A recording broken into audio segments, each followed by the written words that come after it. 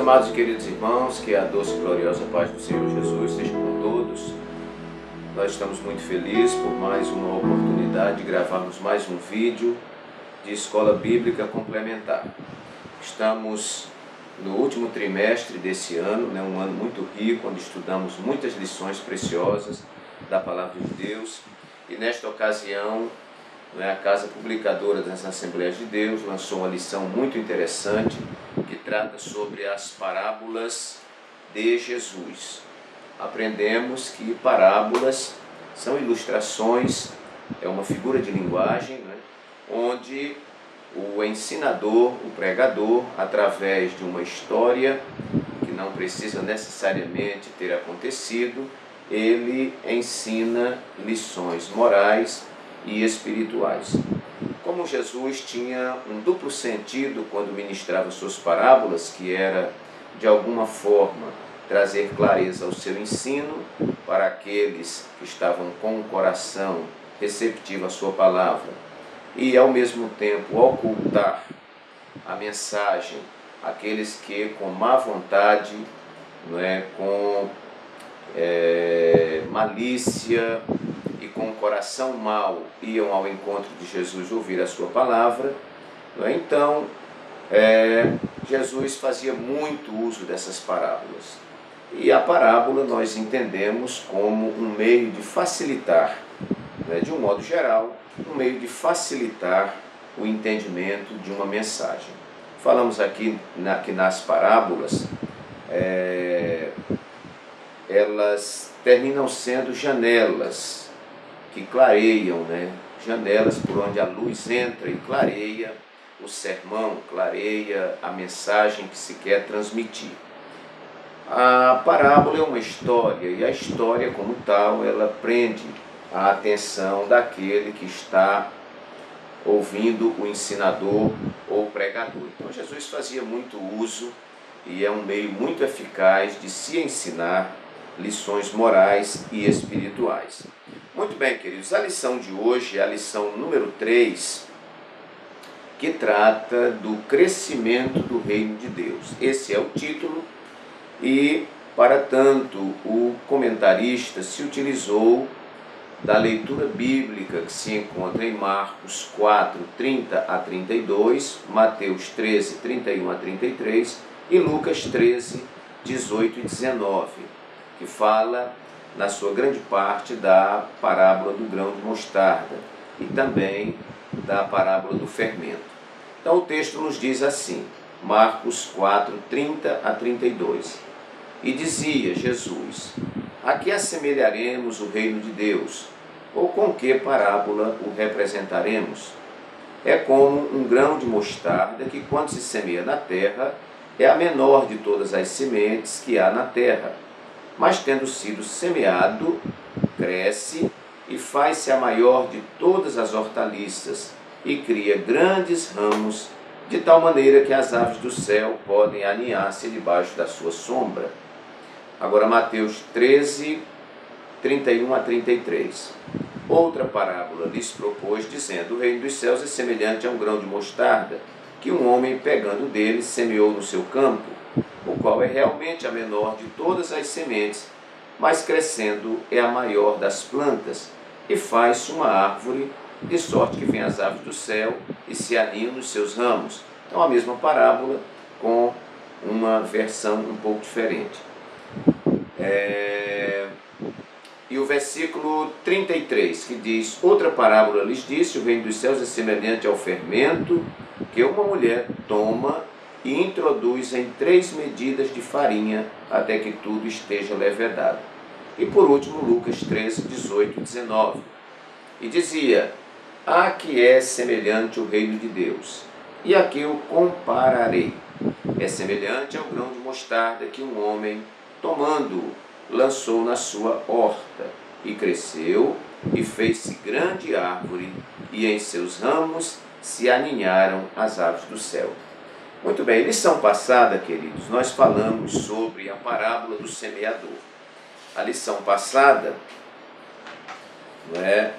cujo título era para ouvir e anunciar a palavra de Deus, nós vimos naquela parábola do semeador o aspecto da receptividade da palavra de Deus. Nesse aqui, eu quero dizer que esta parábola do grão de mostarda, ele fala da simplicidade do reino de Deus. Talvez essa seja a espinha dorsal do texto, seja a linha mestra do texto, né? A simplicidade do reino de Deus. Eu enumerei aqui, irmãos, algumas ideias nesta lição, baseada no contexto das duas parábolas que estão aqui, a do fermento e a do grão de mostarda, e enumeramos aqui 10 a 12 pontos que vão lhe dar luz para que você possa ampliar o que nós já temos aqui na nossa lição. Então, o primeiro ponto que eu quero colocar aqui como interpretação, né, desta parábola da semente é a simplicidade do reino de Deus. Ora, irmãos, alguém já disse até de forma sábia que somos nós que complicamos a questão do reino de Deus. Somos nós que complicamos a divulgação do Evangelho. Somos nós que complicamos o cristianismo. Mas o cristianismo é simples, né? Jesus era simples. Ele era simples porque ele era um homem que não era de alta sociedade. Ele era o filho de um carpinteiro e de uma camponesa, né? José e Maria. Ele também foi um carpinteiro.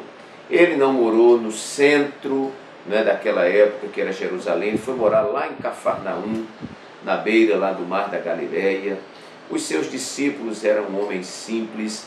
A sua mensagem era uma mensagem simples, era uma mensagem contundente, mas uma mensagem simples. Jesus não fazia uso de linguagens rebuscadas, eruditas, para poder transmitir a sua mensagem, mas ele tinha o objetivo, que este deve ser o objetivo de todo pregador, ser claro na transmissão da sua mensagem. Nós vemos que Jesus, em sua simplicidade, respeitava o público a que ele pregava. Se tivesse 5.000 pessoas na beira da praia, ele pregava. Se tivesse uma família, como a família de Lázaro, ele pregava. Se tivesse à beira do poço, chegasse uma mulher, ele pregava. Se um líder fosse procurá-lo, como foi o caso de Nicodemos, Jesus também pregou para ele. Então Jesus era extremamente simples. E o reino de Deus é muito simples. Todas as vezes que nós nos elevamos, todas as vezes que nós nos exaltamos, todas as vezes que somos tomados pela soberba, pela prepotência, pelo orgulho, pela vaidade, você pode ter certeza, este alguém se perdeu em relação ao Evangelho. Então, o Evangelho é simples.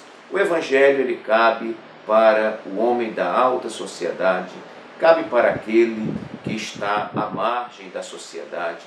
Ele é um evangelho que cabe para o de pele clara, cabe para o de pele escura, ele cabe para a criança, cabe para o adolescente, cabe para o jovem, cabe para o senhor, a senhora, o ancião, ele cabe para o rico, para o pobre, ele cabe para o que está no grande centro, cabe para aquele que está no campo.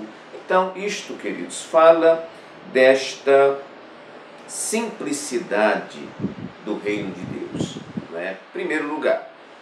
Em segundo lugar, quando Jesus conta esta parábola do grão de mostarda, ele fala também de um aspecto interessante, que é a subestimação do reino de Deus. Eu já tive a oportunidade de ver uma semente de um grão de mostarda. Que tamanho é, pastor? Pegue uma caneta e faça um pinguinho assim num papel, assim, e depois você olha aquele pinguinho, o grão de mostarda é daquele tamanho. Então, quem olha para um grão de mostarda, nem acredita, irmãos, que ali seja uma semente. Quem não conhece, nem acredita. Então, nós temos esta tendência, que não é boa, de subestimarmos aquilo que é pequeno, subestimarmos aquilo que é simples, subestimarmos aquilo que não tem aparência. E a Bíblia, ela nos corrige em relação a isso. Então, queridos, o reino de Deus é um reino subestimado. Quando Jesus veio, ele era nada mais, nada menos do que o Messias. Mas quem olhava para ele dizia: mas este aí não é Jesus de Nazaré, o carpinteiro, filho lá do carpinteiro? Sua mãe e seus irmãos não estão aqui entre nós? Alguém disse, creio que Filipe, dizendo para Natanael que tinha encontrado Cristo, e o Cristo Jesus de Nazaré. Aí Natanael disse assim: pode vir alguma coisa boa lá de Nazaré? Ou seja, se veio de Nazaré, é algo insignificante, não vamos nem dar atenção a isso, não vem coisa boa de lá. E de lá estava vindo nada mais, nada menos do que o Mexá, o Messias, o ungido de Deus, o Filho de Deus. Então, queridos, por tantas vezes nós vimos no ministério de Jesus, no ministério dos apóstolos, Saulo de Tarso mesmo não se conformava. Ele, sendo um doutor da lei, criado aos pés de Gamaliel, educado em Tarso, na Cilícia, não admitia que pescadores estivessem anunciando uma palavra revolucionária, um evangelho novo, uma palavra de salvação, quando ele era doutor e não falava daquela forma. Então, Jesus foi menosprezado, o evangelho tem sido menosprezado. Eu mesmo aceitei Jesus em 1978, no tempo em que a gente passava na rua e as pessoas berravam, as pessoas jogavam pedra, você era discriminado, sofria bullying na escola, porque o crente era diferente, o crente não se misturava aos costumes da sua época, não se vestia como as pessoas da sua época, enquanto a turma estava aí explorando a sensualidade, o crente bem vestidozinho, o crente não participava das festividades mundanas, e por isso era muito recriminado. Então ninguém queria ser crente. Hoje, com esse termo evangélico, ficou até light, muita gente diz que é evangélico, artistas, cantores e etc. Só que eles dizem que são cristãos, dizem que são evangélicos, que são crentes, mas procedem da mesma forma que sempre procederam. Parece simplesmente que agregaram a si algum símbolo religioso, alguma coisa aí, mas nada de profundo, nada de intimidade com Deus, nada de vida diferente, nada de transformação genuína, nada de regeneração. Muito bem, então, essa semente que alguém passando não vai dar nem atenção. Se estiver no chão, irmão, é que você nem vê. Então, fala também dessa subestimação do reino de Deus. Um reino que o profeta Isaías, no capítulo 53, ele diz assim: quem deu crédito à nossa pregação? E a quem se manifestou o braço do Senhor? Porque foi subindo como renovo perante ele, e como raiz de uma terra seca, não tinha parecer, nem tinha formosura. Então, queridos, o profeta vai dizer: olhando nós para ele, nenhuma beleza víamos para que o desejássemos. Creio que Jesus impressionava pelo poder da sua palavra, pela sua sabedoria, mas não pela sua aparência. Jesus era alguém muito simples, por isso foi subestimado, seus discípulos foram subestimados, a igreja primitiva foi subestimada e ainda hoje os verdadeiros cristãos, eles são subestimados. Alguém diz: é gentinha, não, isso aí, você pode olhar que quem agrega a esse evangelho são pessoas que não estudam, são pessoas e tal, que é um ledo engano, Não se achega a este evangelho quem está cego nos seus pecados e não conseguiu enxergar a luz do evangelho. Mas ele é para o rico e é para o pobre, como nós falamos. Em terceiro lugar, irmãos, esta parábola, tanto a da semente como o do fermento, falam do crescimento gradual do reino de Deus. Jesus começou sozinho, daqui a pouco encontrou 2 discípulos, chamou e eles vieram, depois encontrou outros, Depois ele chamou os 12, que seriam seus 12 apóstolos, e foi pregando, né? E quando ele morreu na cruz, já havia um grupo de discípulos. E esse grupo de discípulos, nós vamos ver em Atos dos Apóstolos, todo o livro de Atos vai relatar este crescimento da igreja. Nós vamos ver Saulo de Tarso, né? Aquele que Deus separou para a sua obra. Deus disse que ele era um vaso escolhido, né? E ele expandiu o evangelho ali pela Europa, pela Grécia, né? E pela Ásia Menor, e por aquele mundo conhecido da época, né? E depois que ele morreu, a igreja continuou crescendo, até que nós, eu aqui em Maceió, Alagoas, você aí na Bahia, né? Você em Minas Gerais, você no Rio Grande do Sul, você no Amazonas, em todos os lugares da terra, este evangelho tem chegado, mas nesse crescimento gradual, não é como uma massa que você joga um fermento e ela vai inchando devagarinho, né? Assim é o evangelho, não é? Um crescimento gradual do reino de Deus. E eu digo até, inserindo nesta palavra, que uma semente, você não coloca agora e ela amanhã vira uma árvore, não. Ela tem um crescimento, não é? Gradual, gradativo, tem um crescimento lento, né? E vai, né? Dando cada dia o seu passo. Nós queremos colocar aqui que precipitação nunca coube no reino de Deus. Precipitação não é uma palavra que case com o evangelho. Não, as coisas acontecem no seu tempo.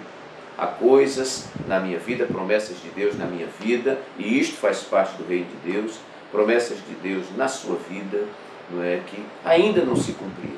Há promessas que eu estou esperando há mais de 10 anos, mas se o Senhor prometeu, Ele vai cumprir, ou hoje ou amanhã, mas tudo no reino de Deus é gradual. A gente aceita Jesus, a gente vai para um discipulado, aí você começa a frequentar a igreja, a escola dominical, e daqui a pouco você entra no curso básico de teologia, depois você entra no curso médio, bacharel, e você vai desenvolvendo. Daqui a pouco você é um obreiro na casa de Deus, daqui a pouco você é um pastor, um missionário, mas todas as coisas no seu tempo. Jesus disse a Pedro, quando quis lavar os seus pés, e Pedro disse: não, os meus pés não, Senhor. Lá no capítulo 13 de João, Jesus disse para ele: olha, o que eu estou fazendo agora, você não vai entender. Você só vai entender depois. O reino de Deus é assim, meu querido. Ele é gradual, não é? A revelação é gradativa. Essa intimidade com Deus, essa construção é gradativa. O processo de santificação na nossa vida é gradativo. A nossa carreira ministerial é gradativa. Tudo tem o seu tempo determinado. Bom, em quarto lugar, eu quero colocar aqui a surpresa do reino de Deus. Cabe tanto na parábola da semente como na parábola do fermento. Como é que essa massa estava tão pequenininha e agora inchou? Como é que essa semente tão pequenininha produziu uma árvore tão grande? Eu tenho dito uma frase que eu falo sempre: Deus é Deus pela capacidade extraordinária que possui de nos surpreender sempre. Quem está no reino de Deus, se prepare para ter surpresas de Deus. Eu confesso aos irmãos, 40 anos de evangelho. Deus a cada dia tem me surpreendido e vai me surpreender muito mais ainda. Glória a Deus. A minha alma se alegra com isto. Deus tem surpresas para nós.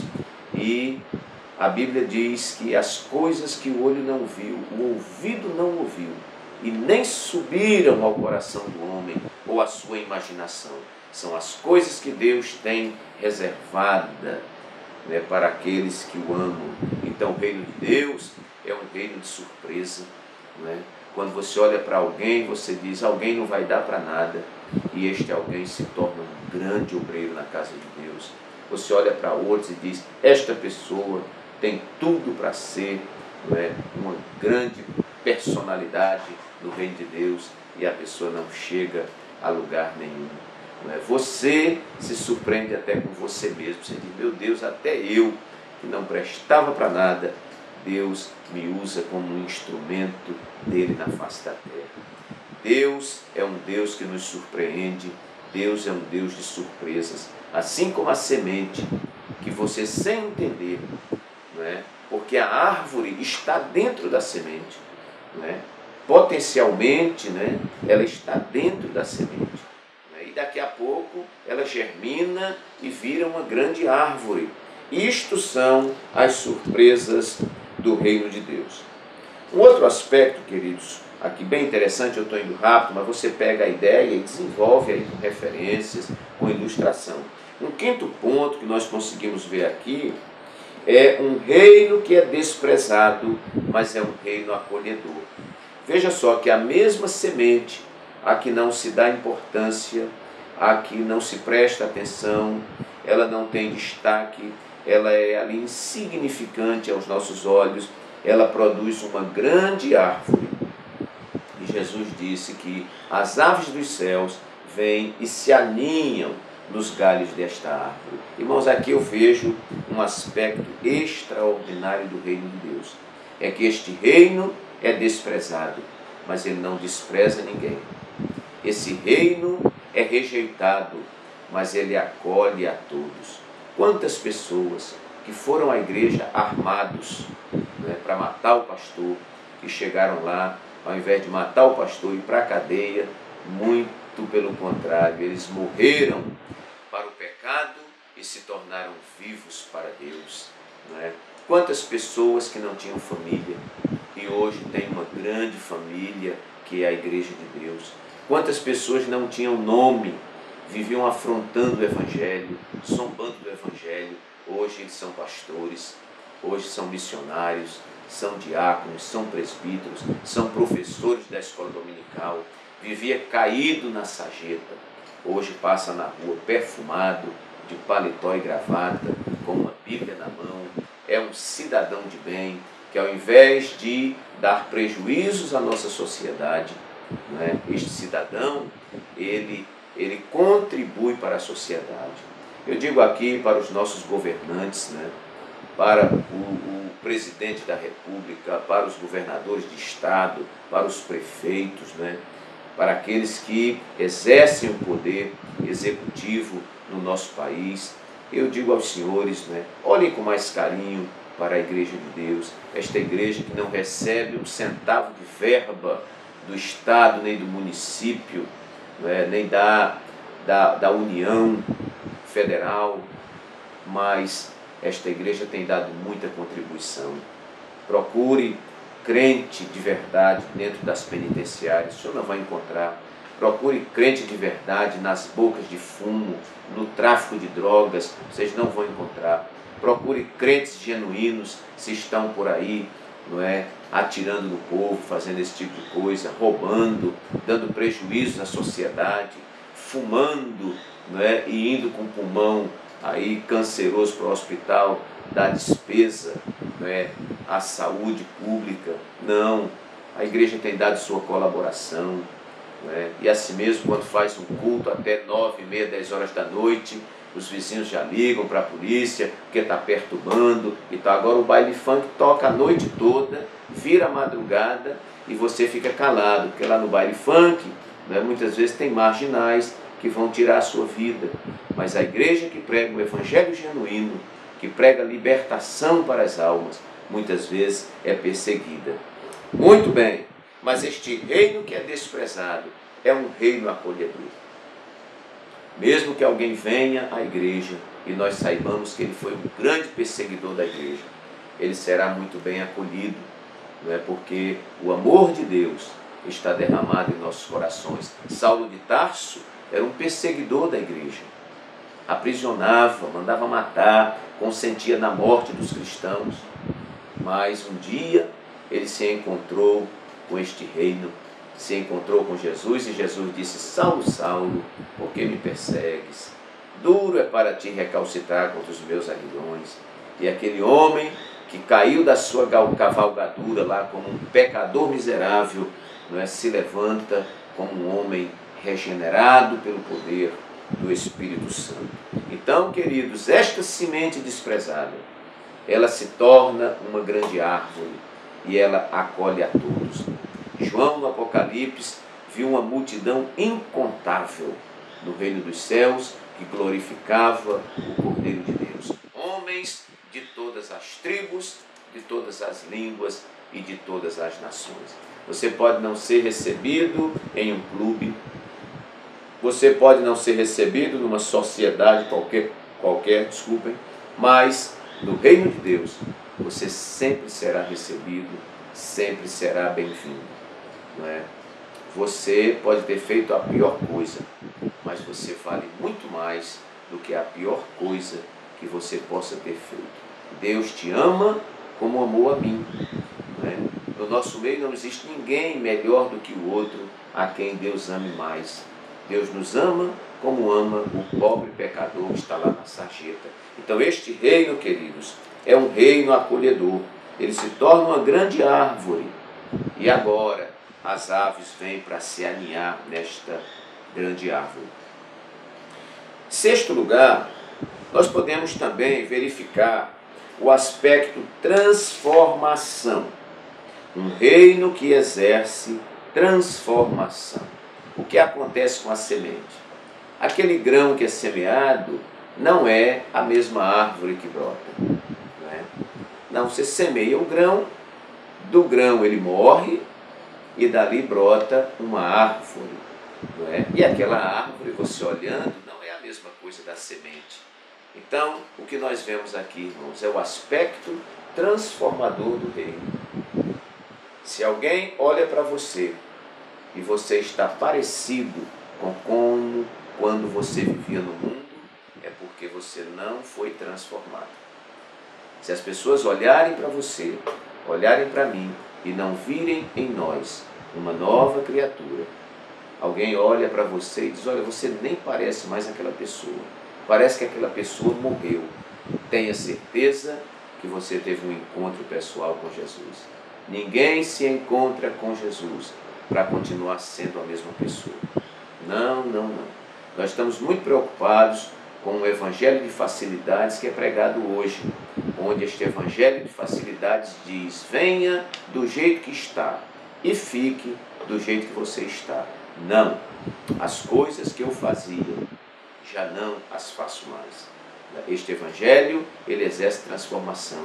Transformação na minha maneira de olhar, transformação na minha maneira de falar, transformação na minha maneira de tratar os outros, transformação na minha maneira de se trajar. Que história é essa que Deus só quer o coração e por fora o camarada anda aí explorando sensualidade?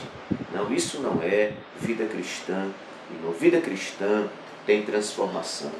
O homem era valentão, agora virou um cordeiro. O homem comprava e não pagava ninguém.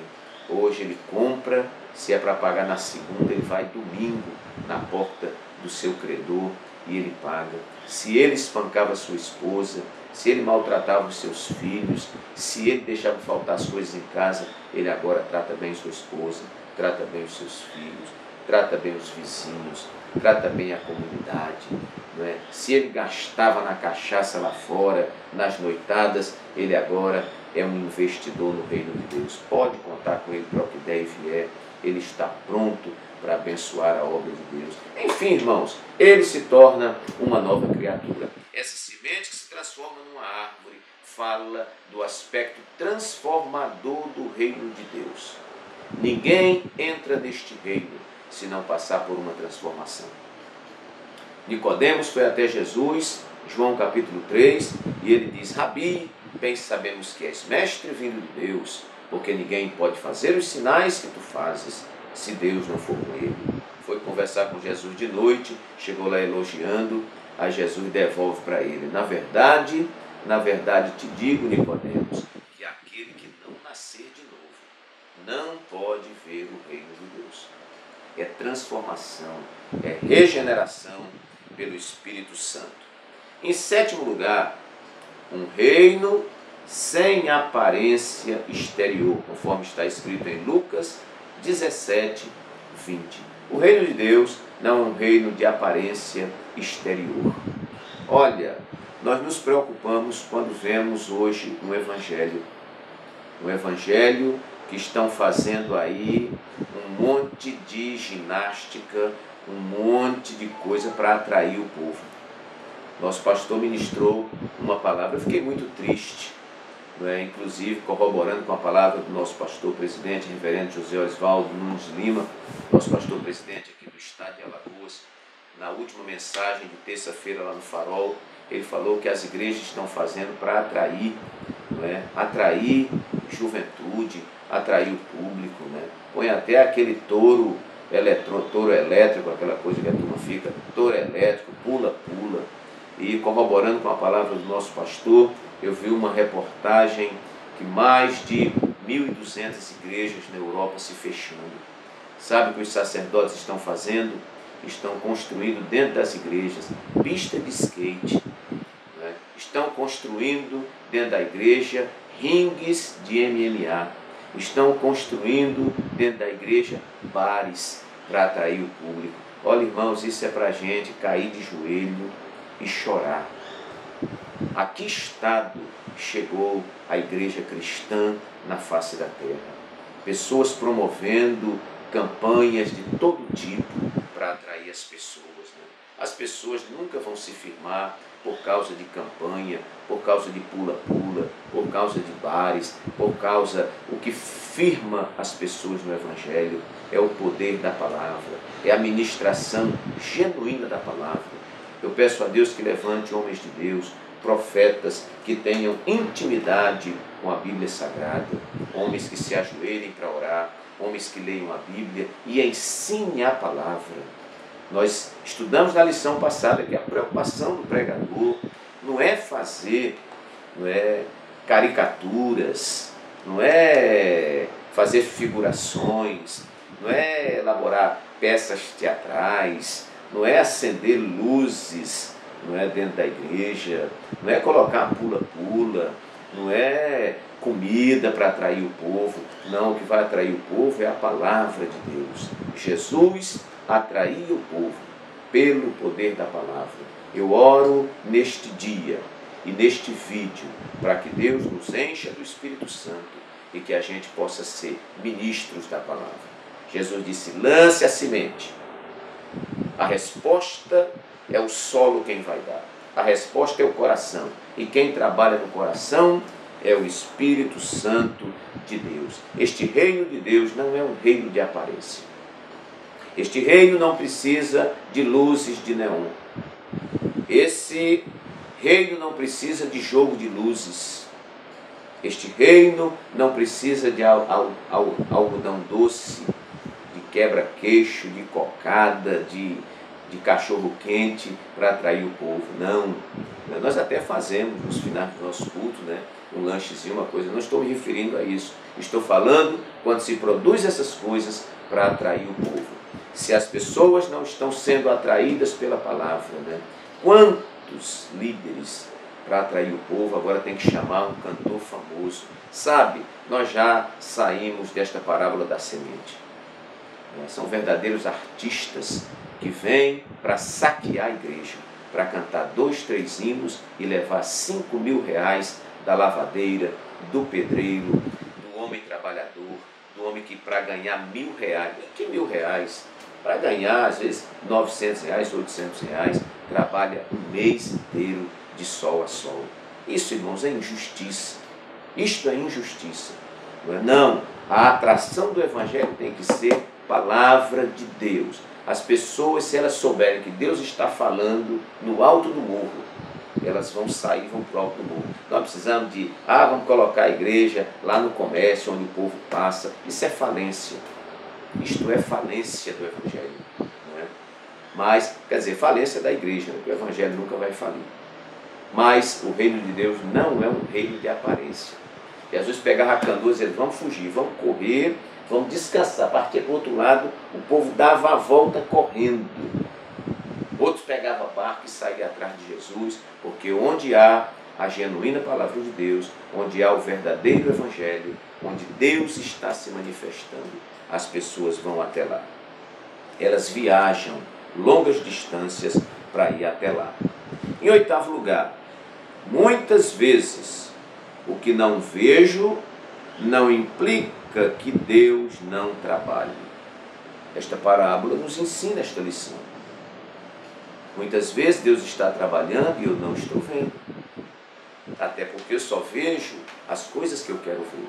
Muitas vezes o trabalhar de Deus, ele não está dentro do meu cronograma, dentro das minhas perspectivas, dentro das minhas previsões, e Deus está trabalhando de outra forma. Nós lançamos uma semente na terra, irmão, nós não sabemos como acontece cientificamente, a gente sabe qual é o processo, mas você nem vê como é que acontece. Como é que pode ter uma árvore dentro dessa semente, em potencial? Como é que desta semente pode sair uma grande árvore? É um mistério, né? Então, eu não vejo o processo que está acontecendo ali. Ele é lento, né? Ele é gradual, nós já falamos aqui, ele chega a ser misterioso, né? Mas Deus está trabalhando. Deus está trabalhando. Se você colocou a causa nas mãos de Deus e não está metendo a mão, porque tem gente que coloca nas mãos de Deus e fica metendo a mão. Colocou nas mãos de Deus, recolha a sua mão e deixe Deus trabalhar do jeito que Ele quer trabalhar. Então, muitas vezes eu não vejo, mas Deus está trabalhando. Vamos acelerar que o vídeo tem um tempo, né? Bom, nono lugar, o que desprezamos hoje pode nos ser útil amanhã. Isto acontece muito. Eu falei um tópico um pouco parecido, mas eu quero ir por esse viés, não é? O que nós desprezamos, a semente. Nós olhamos o pozinho do fermento, o que é isso aqui? Mas quando joga na massa, ele vai. O fermento tem utilidade numa massa para produzir um pão? Tem. Em bolo, né? Se o fermento não agir, diz que o bolo fica solado, né? Fica aquele bolo mochibento lá e você não é? Mas o fermento, ele dá, né, aquela nova formatação, né, o bolo, aquele novo formato. E a semente também, não é? Eu posso desprezá-la hoje, posso nem reconhecer que é uma semente, né? Mas amanhã será uma grande árvore, eu vou inclusive deitar debaixo dela e usufruir da sua sombra. Não é verdade, irmãos, que às vezes nós desprezamos pessoas, né? Desprezamos pessoas e até rejeitamos porque essas pessoas são trabalhosas. Essa palavra é uma palavra pastoral, não é? E nós focamos em determinado defeito dessa pessoa e desprezamos, não é? Porque nós queríamos que ela atendesse a nossa expectativa, mas naquele quesito ela não atende e nós a desprezamos.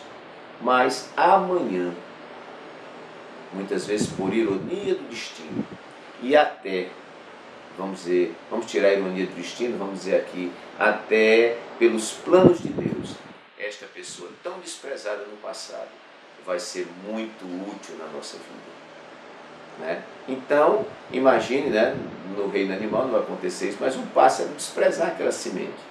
Ele despreza, nem sabe que aquela sementinha é que vai produzir uma árvore e que ele vai conseguir ficar lá nos galhos, né? Colocar o seu ninho e tudo mais. A gente tem que ter muito cuidado, né? Porque eu tenho virtudes, sem dúvida nenhuma, como você tem virtudes, mas eu também tenho muitos defeitos, meus irmãos, muitos defeitos, como você também tem muitos defeitos. Se eu foco nos seus defeitos, daqui a pouco você vira um monstro para mim.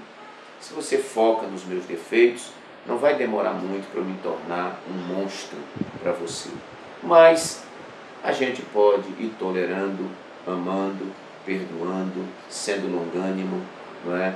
E quem sabe, irmãos, esta pessoa não vai ser muito útil amanhã. Às vezes essa pessoa tão desprezada é que vai cuidar de você em cima de uma cama. Não é assim? Muitas vezes esta pessoa que te deu tanto trabalho no passado, lá na frente se converte, se torna um obreiro e vai te auxiliar tanto na obra de Deus. Por isso nós devemos primar pelas coisas pequenas. Zacarias, parece que 4:10, né?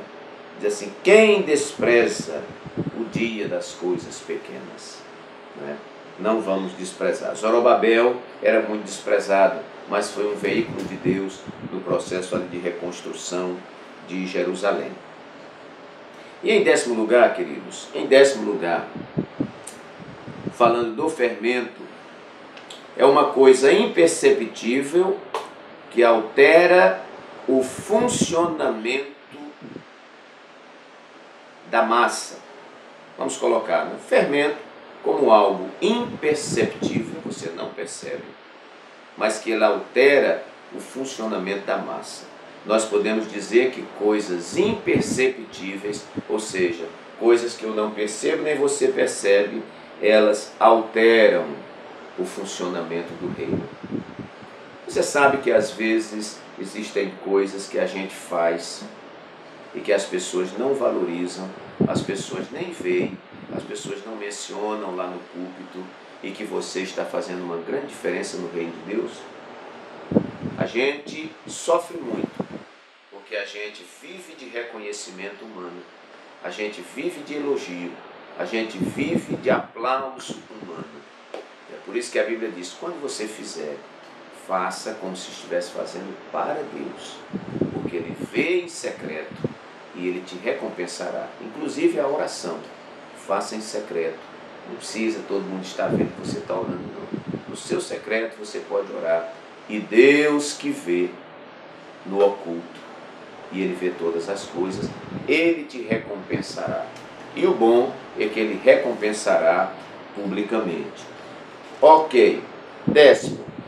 11º lugar. Permaneça e o fruto aparecerá. Se esta semente não permanecer lá enterrada, ela não vai frutificar. A frutificação da semente, irmãos, está diretamente vinculada à permanência dela no solo. Você vê que aquela semente que caiu à beira do caminho foi pisada pelos homens e, se eu não me engano, Lucas vai dizer que ela foi comida pelos pássaros, né?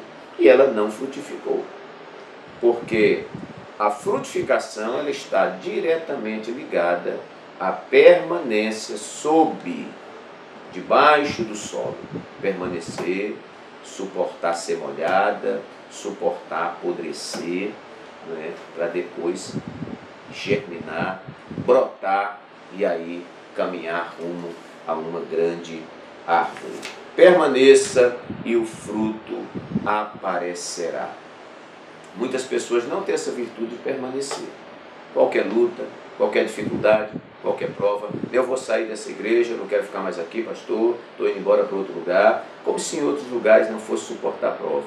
Aí chega lá, em outros lugares, vem provas também, porque todo lugar tem problema, todo lugar tem dificuldade. Não, pastor, não quero ficar mais aqui não, me dê minha carta, eu vou para outro lugar. Daqui a pouco a carta dele tem mais carimbo do que cheque sem fundo, porque ele não para em lugar nenhum. Mas você só vai frutificar se você permanecer no lugar onde você foi plantado. Queridos e amados irmãos, que a paz do Senhor Jesus, que excede todo entendimento, seja sobre a tua vida, que esta palavra simples, objetiva, porém com muito carinho, possa brotar no seu coração e você frutificar para a glória de Deus. Se você gostou deste vídeo, apreciou esse vídeo, aí embaixo tem um lugar da inscrição. Clique aí e você vai se inscrever. Semanalmente nós estamos produzindo esse vídeo. Não é? Compartilhe, você tem uma rede de amigos. Não é? Compartilhe esse vídeo, não é? Principalmente na sua igreja que tem professores de escola dominical. Combine com os professores, pegue o WhatsApp deles, Facebook, divulgue esse vídeo. Não é? E dê aí na mãozinha, aí, dê aí o seu like, né, que você gostou. E embaixo também tem aí onde você fazer comentários, faça seu comentário, né? De repente até uma crítica. Eu tenho recebido críticas também, né? E quando a gente recebe crítica, a gente analisa, e se for o caso, a gente muda para o bem. O importante é que o irmão seja muito bem servido. Receba um abraço carinhoso do pastor Walter Pereira e até a próxima semana com um novo vídeo.